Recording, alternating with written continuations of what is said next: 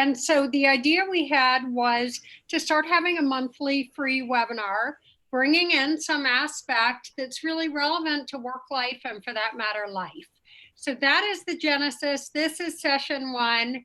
And we thought we'd kick it right off talking about decision making, which is a hot topic in terms of heuristics and different pieces. I'll tell you what heuristics means.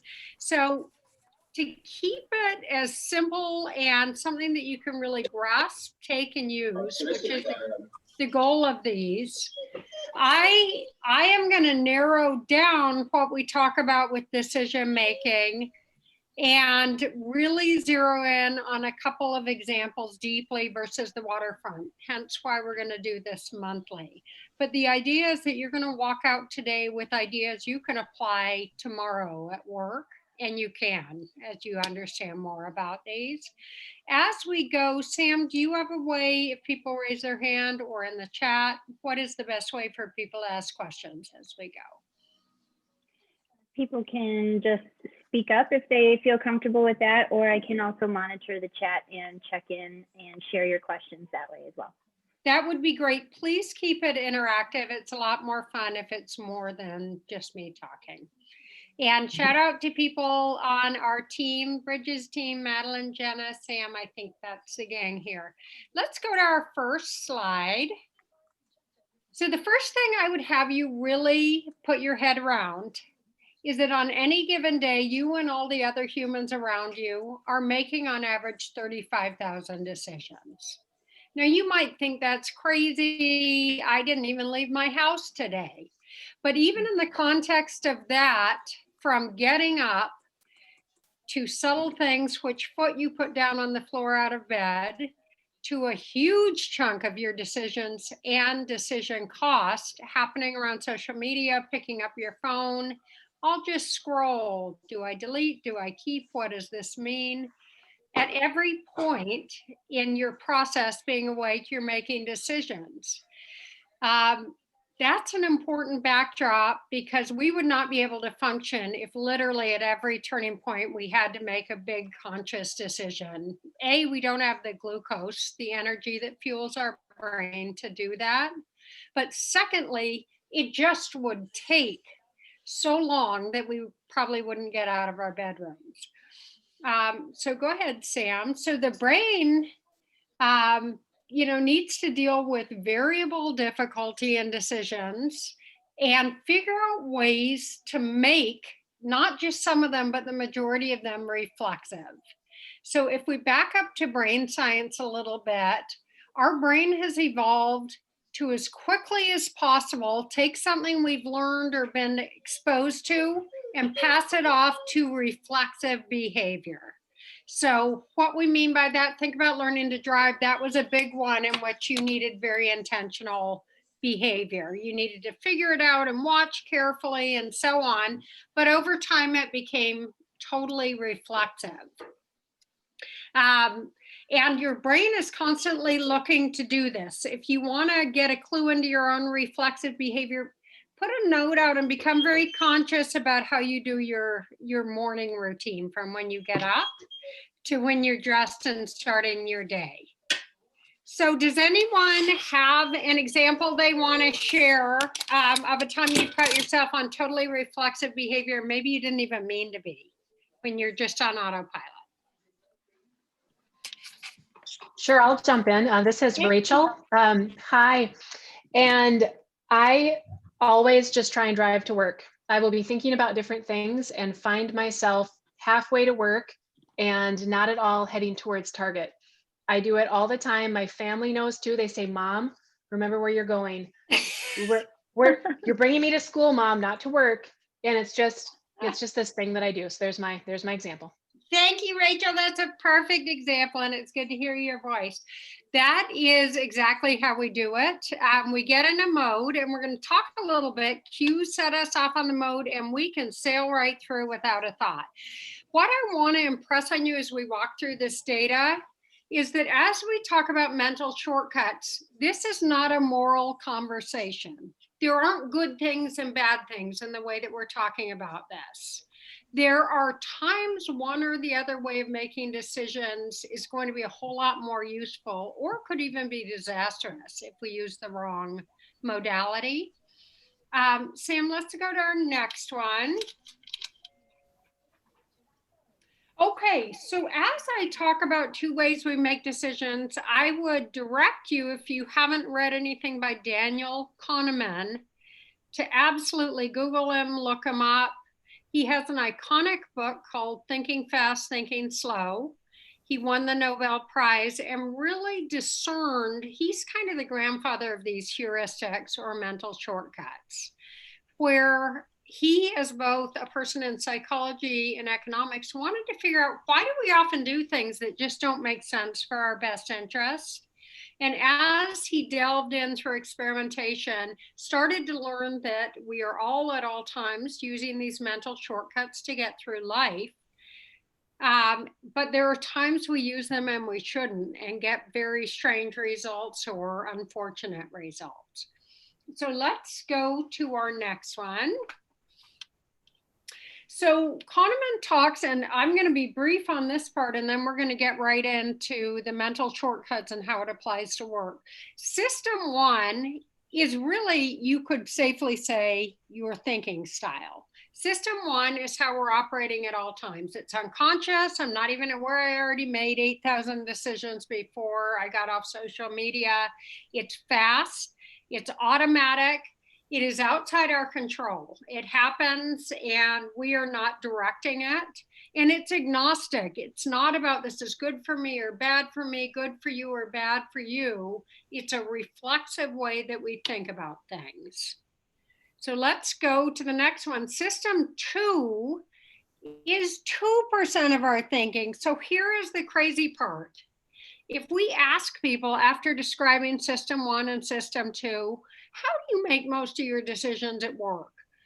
And this has been asked. The vast majority will describe themselves as system two thinkers, where it's intentional, it's controlled, I'm using logic, I'm weighing the pros and the cons. And in reality, it's at best 2% of the time.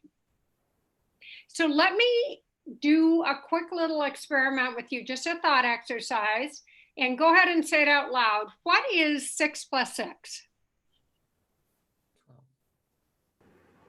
12. I hope Unmute. 12. 12. Okay, so just as fast, what's 371 plus 1,142? 12. No idea. Okay, and that is 413. Did someone really just add that up that fast? No, get just a on gold paper. star. Very good. So that is system one, system two. That happened to be a smaller number and a bigger, I get that. But things that we know that are reflexive, we do fast. You're not thinking through, let's see, 1, 2, 3, 4, you know that. 6 plus 6 is 12. The other one, we need to slow down, be methodical, calculate, think how we're doing it, and then come up with our answer. Those are the two systems. The other example, I alluded to learning to drive, or if you're learning a new technical system, maybe a more relevant recent example. When you first start using it, and you all know this with employees and coworkers you get the range from the early adopters who love it to the other people saying the system doesn't work. There's a lot of swearing around IT. These systems never work. As we get into that learning curve, but takes a lot of effort, a lot of focus, we get up until we're competent and it's passed off to reflexive thinking. If we were at all times figuring out how to use a brand new technical system or learning to drive anything, any chance of being productive in any way would go out the window. So the brain, through evolution, has come up with this unbelievable system, which is as soon as I know it pretty well or I recognize it, we put it right off to reflexive behavior below consciousness and save that very precious energy that we have for higher order thinking for the tough decisions. So let's go to our next one. And as I said, we believe all your peers believe, all your direct reports believe, and will say quite honestly, if you describe the systems, I'm operating out of system 2. And here's a mental shortcut. You can assume no one's operating out of system 2 unless you see direct evidence. That's a safe mental bet, that people are acting reflexively. So let's go to our next one. So how do they do this? The currency of the majority of the way that we think happens through mental shortcuts. It has a fancy name, heuristics. Those are synonyms. Mental shortcuts. Mental shortcuts are ways, I'll give you a very typical one, and we may go into this in another session, called the familiarity bias. We prefer things that we've been exposed to, even if it is happening at a subliminal level so fast we can't even tell you we saw an image of that. Why would that be? Through forever of evolution, what has happened is a very simple trick our older brain does. If I've seen it before versus not seen it before, it's likely safe if I've encountered this before. If I haven't encountered it, it might be dangerous. So super simple, lightning fast analysis we do, where if we're in a crowd of people and someone even vaguely looks familiar, that person feels comfortable. Okay, and this plays out in all kinds of ways. There are innumerable different mental shortcuts, and we continue to find new ones every year. And so I really would like you to think as we go through this about two things. Not if you and people around you are using mental shortcuts, but when we are. When we are. The one blessing and curse in us humans, we are really terrible at catching it in ourselves and really good at seeing it in other people.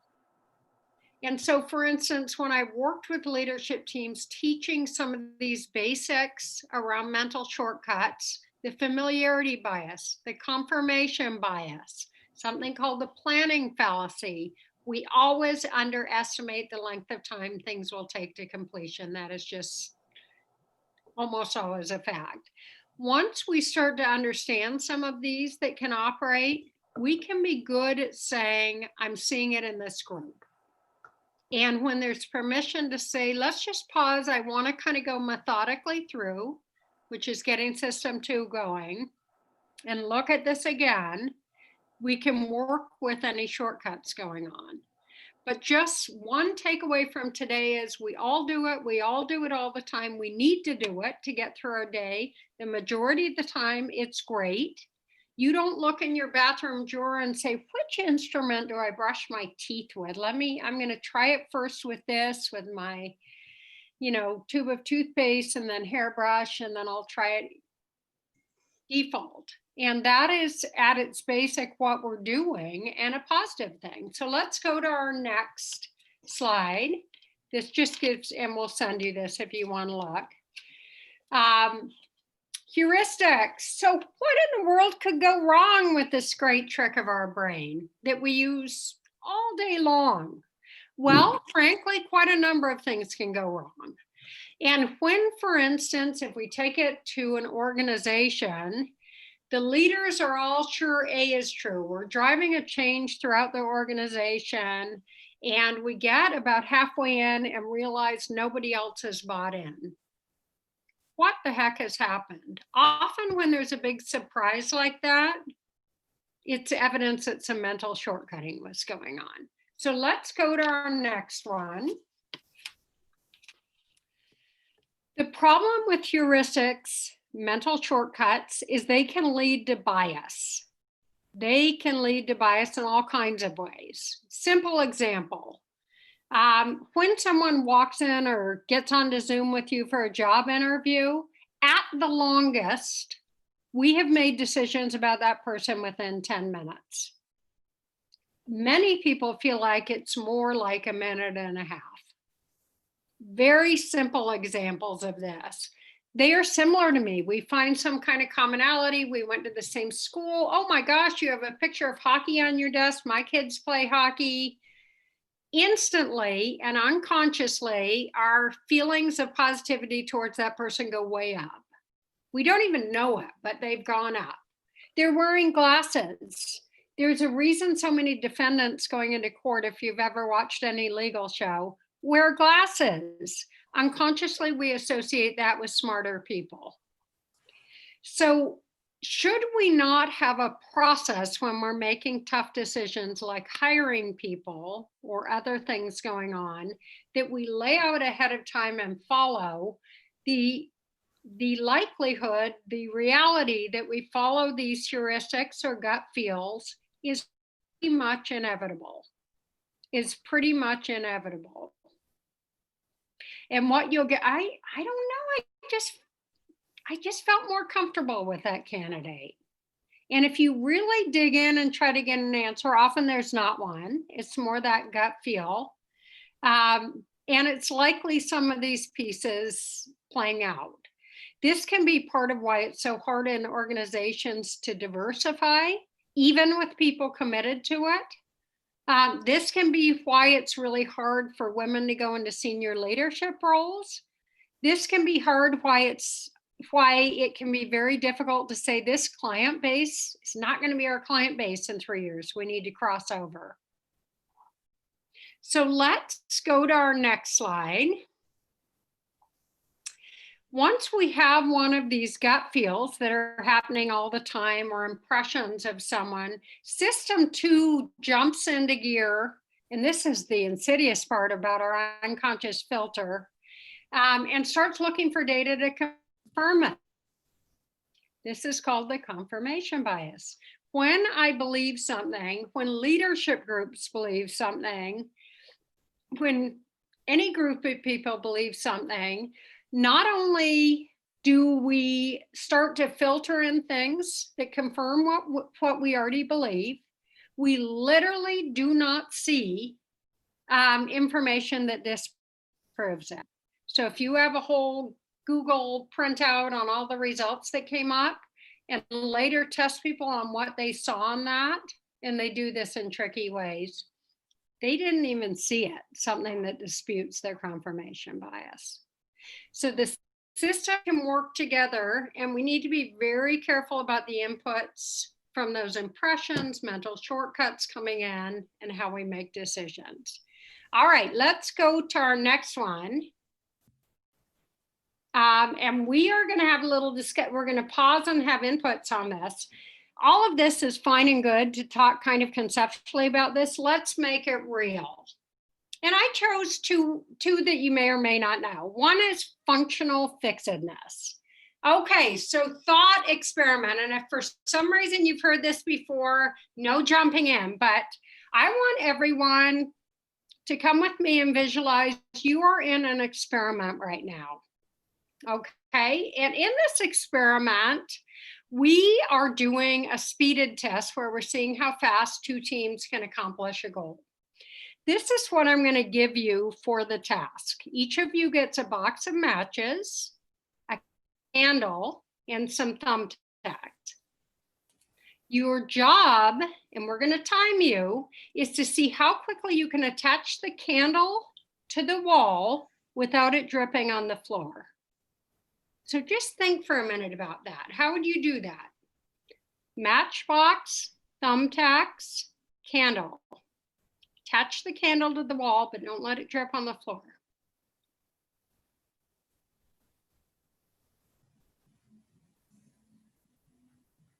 Now, in reality, you'd have a longer time. Anyone have some guesses? Nobody will be done because in studies, almost no one gets this when you're moving quickly. I could give it a shot. Oh, go ahead. I'm sorry. Maybe build it some kind of use the thumbtacks on the matches to make some kind of contraption to attach to the wall and put the candle in that. Wow, that is good. You're on the right track. That's more or less what I was thinking as well. But I'd use the tacks. I'd open the match. Is it a box? It's a box of matches, right? Yep. So I'd open the match box, remove the matches, use the tacks to put the bottom of the box tack to the wall and set the candle in it so that it wouldn't drip and it would drip into the box. Well, we have got some creative thinkers on this. When we do this with groups of people and just say, figure this out, the majority of people are stumped on this. They're trying to attach the candle with the thumbtacks and then figuring out how to catch the dripping. Most people don't think we have a box of matches. What you use that for is to light something. Mm-hmm. We don't step back and say, what are the components to a box of matches, which is exactly kudos to the two of you to come up and say, tack that box to the wall, burn the candle, and then let it melt the end a little bit. Stick it in there. All right, let's go to our next one, keeping that in mind. So functional fixedness. It is a cognitive bias everybody has once you get past childhood that explains the inability to think in a different way about a process, a product, or an idea beyond what you've been acculturated to its use. And it grossly impairs creativity. You see it in people and groups when they get stuck or say something can't be solved until someone totally disrupts it and solves it. So let's go to our next one. All right, so the characteristics of it are that it leads us to be blind to other options. Little kids, and you can see this in them, anyone who has kids, grandkids, or you're around kids, they don't know all the functional fixed ways that things are used. And they do all sorts of crazy combinations. They don't yet have this mental shortcut. It makes them less effective executives, but it makes them more creative. And here is the catch that will likely make any one of us who is a professional or a leader kind of glitch a little bit. The better we get at something, the more functional fixedness we have about that. The better we get at it, the harder it is. So some people will say, well, why does so much creativity happen with younger people? It's not exclusive. But by demographic, by decade, you see more of it in younger people. I would argue a lot of it is functional fixedness. This is how you do it. What I will tell you on the good news side, this is not like eye color, something that can't be changed. But again, just like learning to drive or learning a new technology, it takes focus and effort and feedback to do it. So let's go to our next slide. And I'm going to give you 3 things just to think about as potential ways that you can address this. And instead of saying, are we having this, you can assume you are. And certainly if you get to a point with a group or a team or yourself where you're feeling like I am stuck, I do not know how to go forward, or we keep getting the same answers. One way is to abstract the problem. And by that, we mean take it out of what you're trying to solve and just talk about the problem itself in a bigger way. So if anyone like me is old enough to remember traveling in childhood, carrying your suitcase was really a drag. We carried them all over. They were heavy. We hated it. It was so tough. And then what felt like out of the blue, someone came up with wheels on suitcases. Why had no one else come up with wheels on suitcases? Now, of course, we have functional fixedness about suitcases have wheels. It's impossible to imagine them not. The way we come up with an idea like that is to step back and say, what am I trying to do? I'm trying to take something that's kind of ungainly and a little heavier and move it from here to there quickly. What are all the different ways that kind of problem could be solved? Doing that, abstracting it, steps us out of how do you use suitcases, which triggers all of the neural networks in your brain that says you put a handle on them and you carry them. We can also use analogy, and that can be really helpful. And some of the biggest scientific breakthroughs have happened with analogy. An example of this, for instance, is trying to figure out how we would keep people warm in the water and not get wet, but stay warm and insulated, creating scuba wetsuits and so on. And the people that devised that stepped back and did this and said, first abstracted, how do you stay warm in the water? Thinking about that, they started thinking about animals that live in the water. And then they used that as an analogy to say, how would a frog do this? How would this do this? And started looking at characteristics in the analogy. This allowed them to totally step out of the way they were thinking about insulation for bodies. A third thing you can think about is crowdsourcing, and you can do this with friends, family, pick 10 random people in your company, or ideally, pick 5 people that have nothing to do with your company or function. So for me, I don't want people in psychology crowdsourcing my ideas. And say, again, we want to abstract out the problem a little bit and say, how would you solve this? How would you tackle this as a mechanic, as a pilot, as someone who runs a recycling plant? And as you talk to folks in different spaces, we start getting ideas that you would never have because it's driven by analogy. Let me give you one story, and then we're going to pause and have you give me examples you've seen around this. So there is a famous, it's not there now, but a famous building at MIT, Massachusetts Institute of Technology, called Building 51. It sounds very mysterious. And it came to the attention of nearly everyone when they realized that proportionally, there were more Nobel Prize winners coming out of Building 51 than most universities around the country. One building in one campus. And they thought, what is this magical place? It must just be an amazing place to learn and share. Well, they went in, and actually after World War II, they ran out of enough space for the professors on campus. So they put up a temporary housing, Building 51. It never got a name. And they started putting overflow professors in there that didn't fit with their department. So you had philosophy with economics, and you had biology in there with people studying psychology. And over time, folks would stop and chat at the coffee pot, and they'd talk about problems they were having, and partnerships started. And from those partnerships grew research that has won more Nobel Prizes than anywhere else in the country. So I want to pause for a minute and ask anyone who'd be willing to share of any example you've seen in your life or at work, functional fixedness. Sarah, this is Katie. I can share something. Yeah. Great to see you. It's really good to see you. So I won't necessarily share a really specific story, although I could, but one of the things that I have done almost my entire career is helping teams around problem solving within healthcare settings.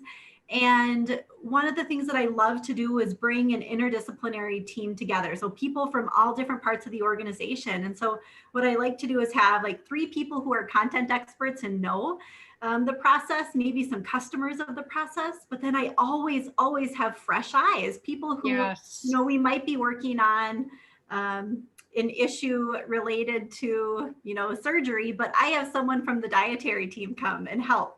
And it's those examples of, well, why don't we just do this? Because you can completely open up your eyes because you don't know, it helps to not know so much. Exactly. You're not fixed.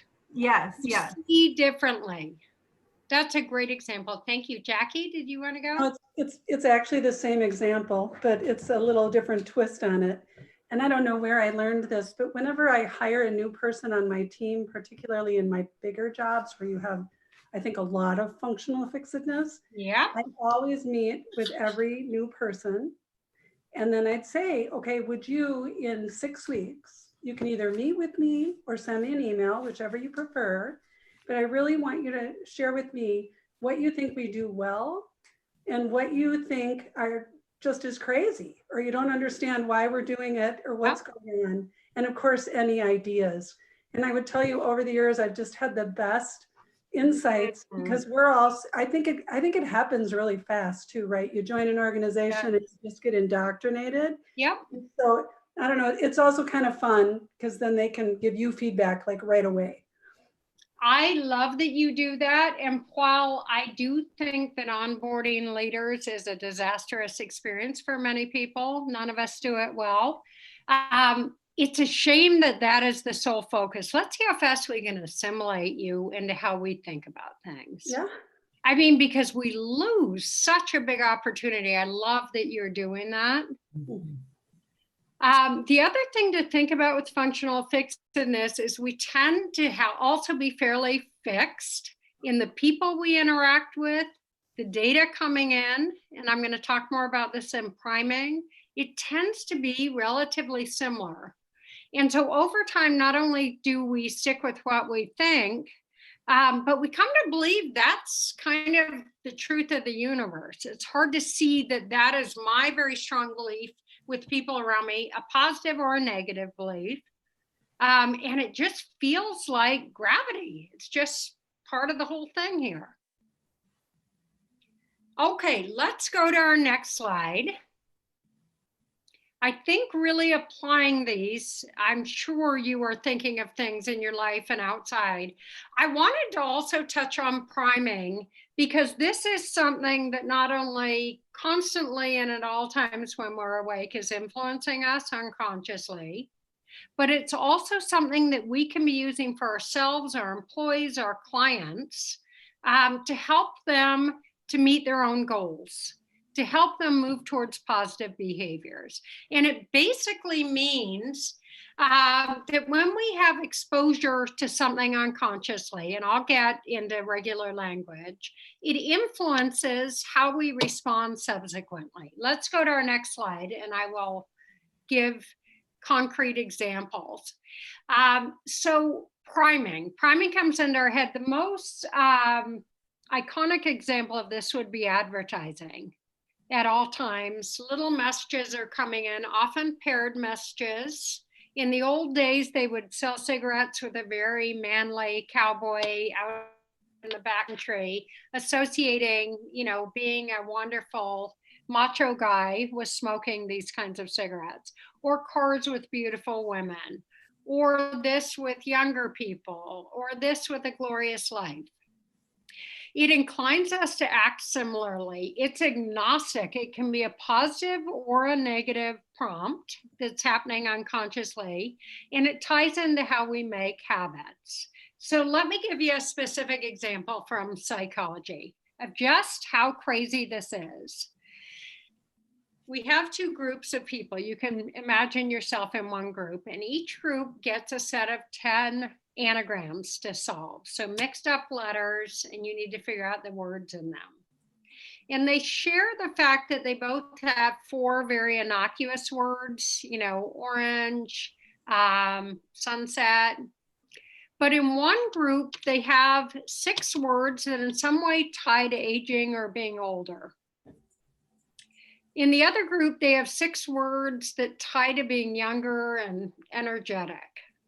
But that's not what the people are looking for. They're unscrambling the words. The real experiment starts when the students are videotaped leaving the room and walking across the foyer and out of the building to leave the experiment. They had independent people coding the films of these students walking for things like posture, gait, flexibility, just how they appeared to be moving. The people who had unscrambled words tying to elderly, old, and firm walked at a slower pace, had a worse posture, tended to shuffle a little bit more, and the people who had had the other words were the opposite. Think about that. That is reading something. That is the heart of priming. Things around us cue us to act this way or that. The things are not in and of themselves good or bad. Another simple example, we're trying to change our eating habits, and it's, of course, great wisdom to say, take a moment. If I don't want to be eating sugar and processed food, get it all out of the house and really get healthy stuff in. Taking it to the next level, though, in research that they've done back when kids were in school with cafeterias, simply by moving the position of the healthy food to eye level, So moving the carrots and apples or peanut butter to a spot the kids can grab and making the junk food a little harder to reach changes the consumption significantly.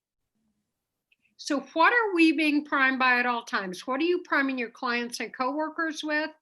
What kind of intakes are you getting? Let's go to our next one.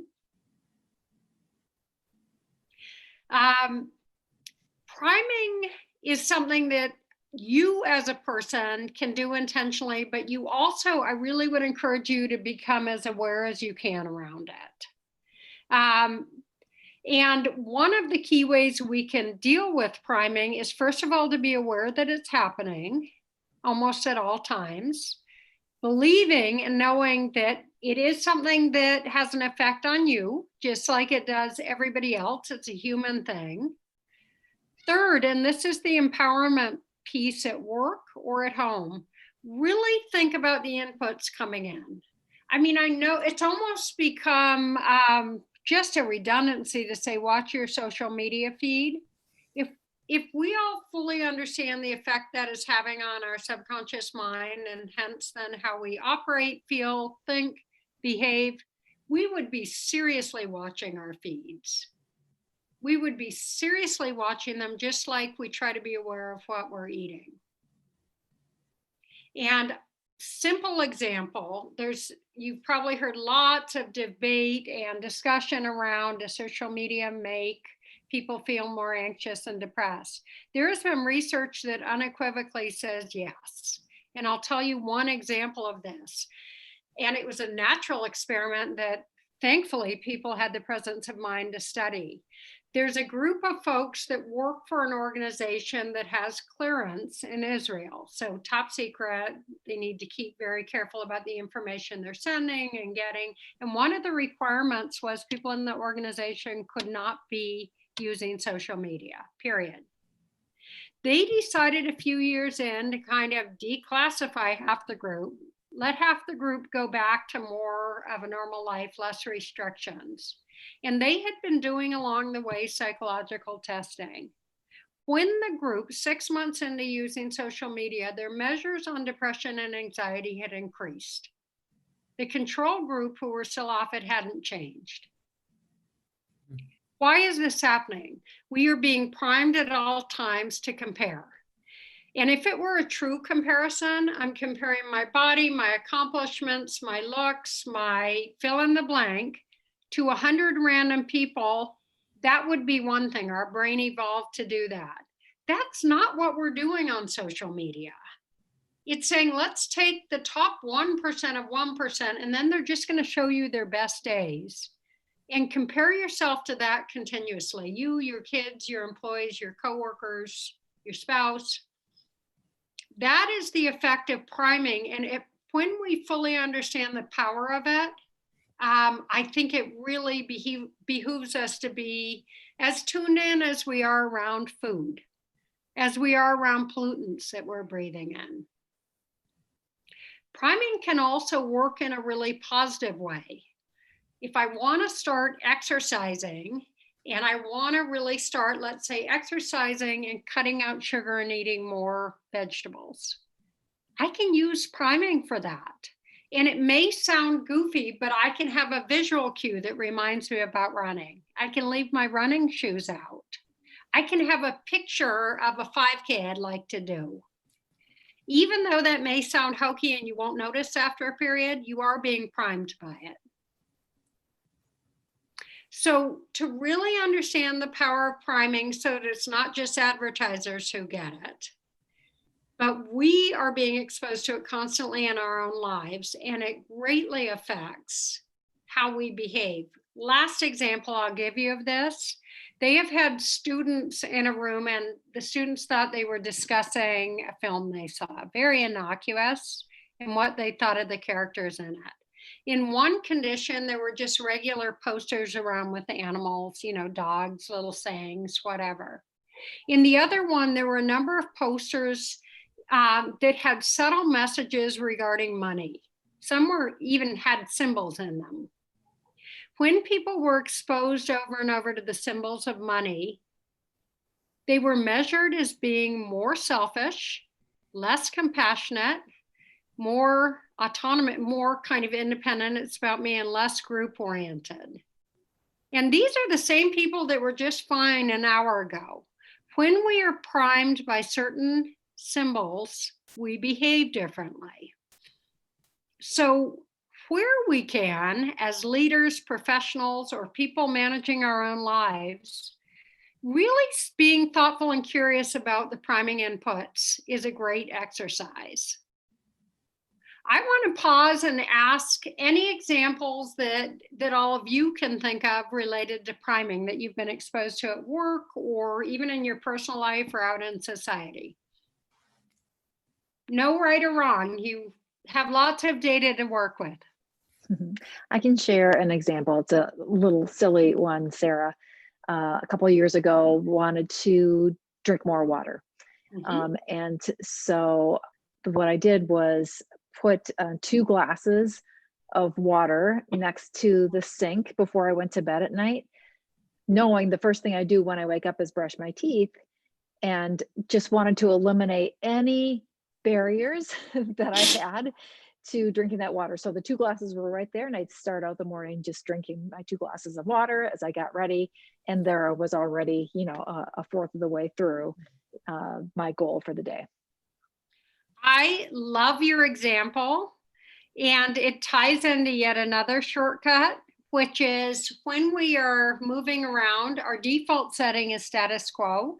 Again, you could translate the energy of thinking, decisions, behaviors into the currency of energy it takes. So it might sound dumb to say, well, you could just have a cup on the sink. The odds that Marlene will drink a cup of water are significantly less if that cup is empty. That sounds so weird. And if the cup isn't even around, pretty low odds.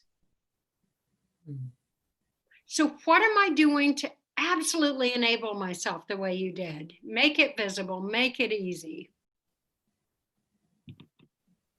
Any other examples people want to share?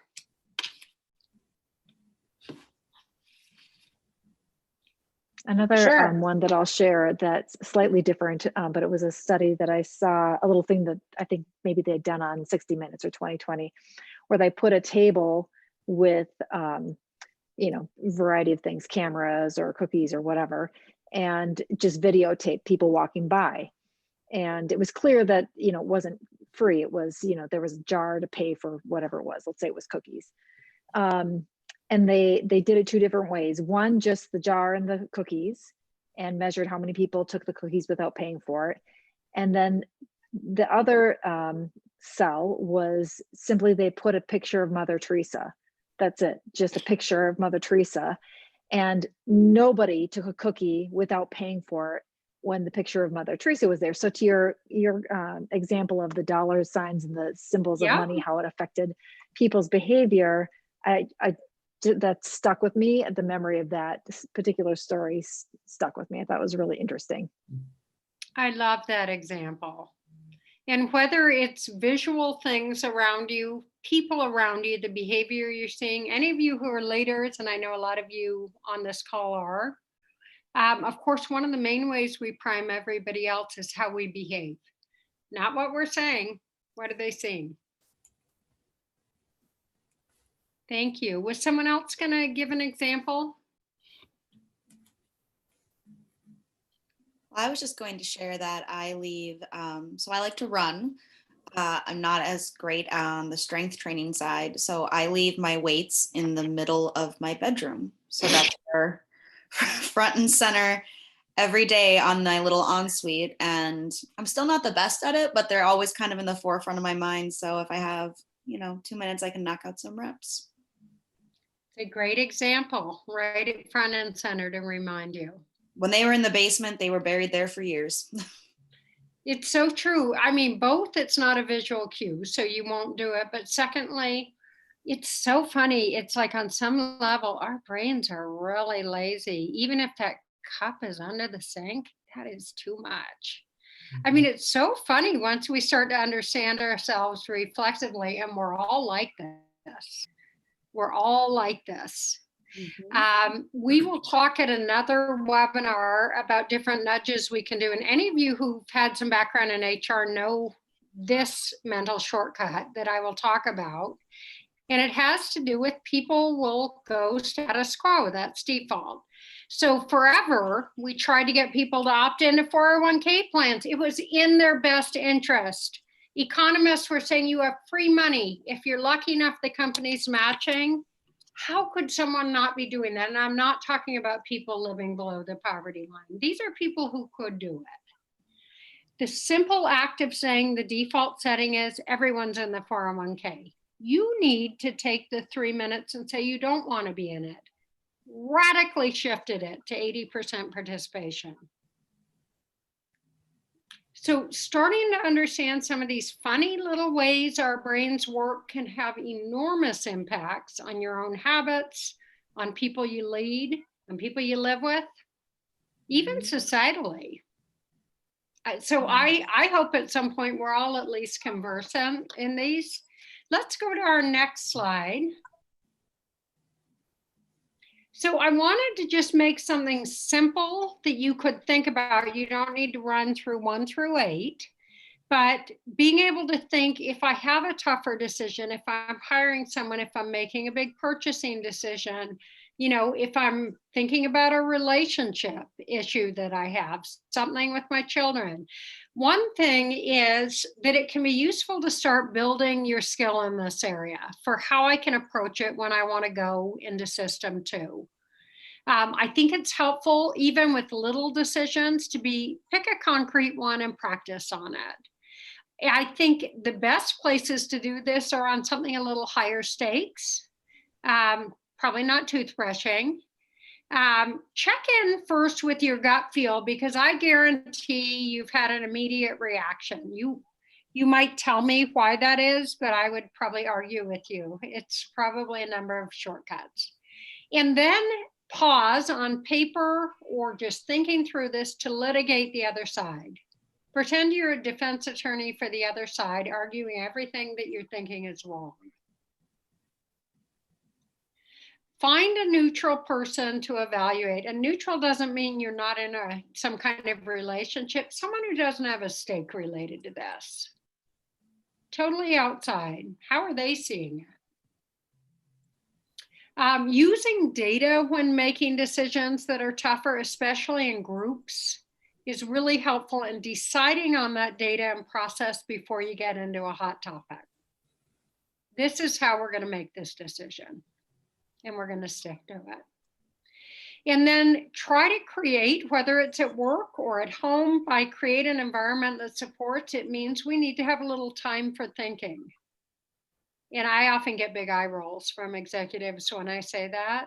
Until they try it for a month, even if it's once a week, it'll change your life. When you really take time to think deeply, that means all technology off, no interruptions. If all you can find is 15 minutes, do it. Many of the C-level people I work with take an hour a week. And they may pose themselves a big problem at work. They may pose themselves a strategic question. How could a competitor come in and totally disrupt us in the next year? What if Amazon came into our marketplace? What invention would totally nullify the need for whatever we provide? Those kind of questions really get us going and thinking. We want to actively cultivate creativity. Yes, drawing or writing is great. I'm talking about the absolute essence of having diversity in your environment. Work, home, thinking, and it means that we have to have some different inputs than the usual 3 people who give us their opinion. I have one CEO I worked with, and I just thought he was so remarkable. And was beloved for his leadership. You may even know him. He was a Fortune 100 CEO in the community. And when he had a really tough decision, he said, of course, I get the whole executive team to give opinions. The board is giving opinions. But then I go to Joe. And I said, who's Joe? Well, Joe's the janitor. We've both worked here now for 20 years. When I will lay out something to Joe, I often get the best advice from him. He just cuts right through it. Why would you do that? How about this? Do you have any Joe in your own life that's not similarly educated or experienced or fill in the blank, looks like you? And then spending 10 minutes a day minimum with some undistracted time. If you want to pray, if you want to meditate, if you want to work on breathing, if you want to do reflection, you choose what speaks to you. But starting to cultivate that ability to be present, be more aware, etc., is a skill that we then can transfer when we're getting into tougher decisions. I am going to pause there and just ask for any questions, feedback, thoughts. Sarah? Yeah. Oh, this is Susan. I was just going to say, I think this is so valuable to be thinking about this intentionally, and especially just thinking about leaders who are really priming the pump, when they're talking about something or sending messages, and thinking about how they can positively prime or negatively prime, because I think we can all think of examples of how that happens. Yeah. And so I just really, I think this is very helpful. Good. And it's great to just think about. It is great to think about and be an observer of ourselves. It's pretty interesting when we tune in. And if you ever get a result or you behave in a way, even a small way, that you're like, wow, why did I do that? It can be an interesting time to pause and look at what was operating there. Yeah. I think of it with just in terms of performance management, and setting the stage for performance management process is kind of an example I think about. And as a leader, you can talk about you can kind of create an adversarial kind of a scarcity mentality, or you can create, more of a winning, positive message and priming as you're introducing something like that, which can have a huge difference, I think, in the result. It sure can. Thank you. What other questions or feedback?